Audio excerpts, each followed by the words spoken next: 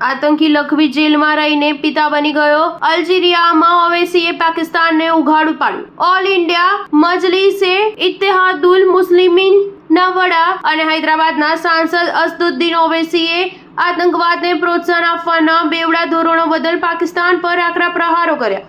ઓવૈસીએ આતંકવાદમાં પાકિસ્તાનની સંડોવણીને ઉઘાડી પાડતા કહ્યું કે એક કુખ્યાત આતંકવાદી સત્તાવાર રીતે જેલમાં હોવા છતાં પિતા બન્યો।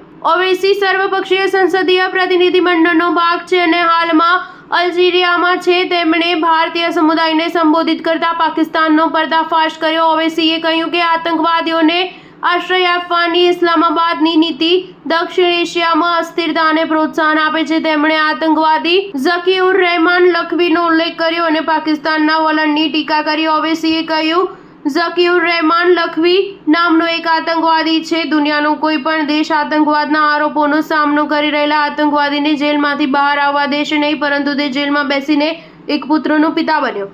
જોકે જ્યારે પાકિસ્તાનને ગ્રે લિસ્ટમાં મૂકવામાં આવ્યું ત્યારે કેસ તરત જ આગળ વધ્યો। સ્ટાર ન્યૂઝ 7 હંમેશા સચ્ચાઈની સાથે।